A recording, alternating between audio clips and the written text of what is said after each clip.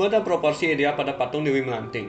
Patung Dewi Melanting yang biasa ditemui di area Pasar Badung menggambarkan ide humanisme, yaitu pandangan yang menempatkan manusia dan nilai-nilai kemanusiaan sebagai pusat. Sosok Dewi Melanting tidak hanya dipuja sebagai dewi pelindung pedagang, tetapi juga digambarkan secara manusiawi dan anggun, dengan ekspresi lembut dan penuh kasih. Letaknya di ruang publik menunjukkan bahwa pesan spiritualnya bersifat terbuka untuk semua lapisan masyarakat. Dari segi visual, patung ini mengusung proporsi ideal, bagian tubuh disusun secara harmonis dan simetris sesuai konsep tradisional Bali seperti triangga, yaitu yang terdiri dari kepala, badan, dan kaki. Gerak tubuh dan ornamen terlihat selaras, menciptakan kesan keindahan, martabat, dan ketenangan. Dan hubungan dengan patung Renaissance, yaitu patung-patung era Renaissance di Eropa juga mengangkat humanisme dan proporsi ideal tubuh manusia seperti terlihat pada karya Michelangelo atau Donatello. Meski berbeda konteks budaya, kedua jenis patung ini sama-sama menghargai bentuk manusia secara estetis dan spiritual. Baik patung Renaissance maupun Dewi Melanting menampilkan tubuh manusia dengan keindahan yang seimbang dan penuh makna, sebagai wujud penghormatan pada nilai-nilai kemanusiaan dan keilahian. Arsitektur bangunan di Jalan Gajah Mada, Denpasar menunjukkan pendekatan yang logis dan rasional.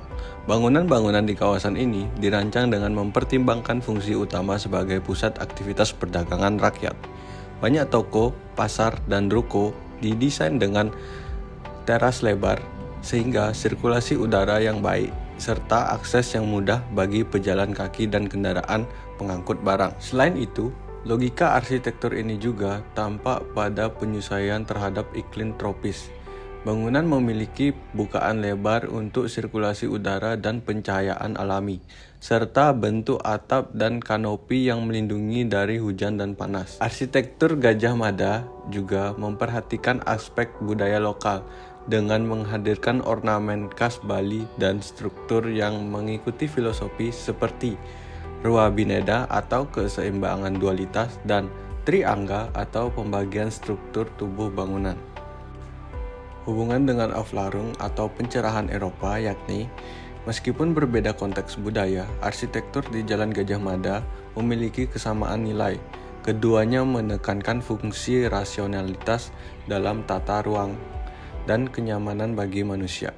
Bangunan di Gajah Mada dirancang untuk mengakomodasi aktivitas manusia secara nyata, sama seperti bangunan Aufklärung yang menempatkan manusia sebagai pusat desain.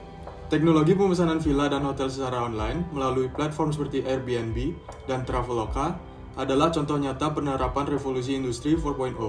Digitalisasi mengubah cara kita memesan, mengelola, dan menikmati akomodasi. Dari sisi fungsi, teknologi ini membuat akses jadi cepat, praktis, dan transparan. Informasi tersedia lengkap, dan transaksi bisa dilakukan kapan saja, dari mana saja. Dari sisi produksi massal, akomodasi kini menjadi produk digital. Rumah pribadi bisa disewakan, diatur oleh sistem rating, dan standar layanan yang membuatnya terkomodifikasi seperti barang e-commerce. Sementara itu, dari sisi perubahan sosial, teknologi ini menciptakan ekonomi berbagi, mendorong gaya hidup digital nomad, dan memengaruhi komunitas lokal. Misalnya, dengan naiknya harga sewa karena banyak rumah berubah fungsi menjadi villa.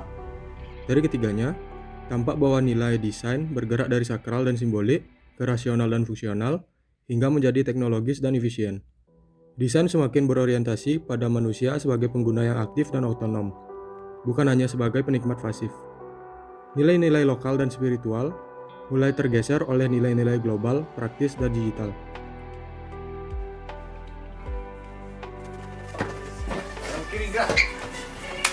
Sekian dari tugas kelompok ini. Terima kasih.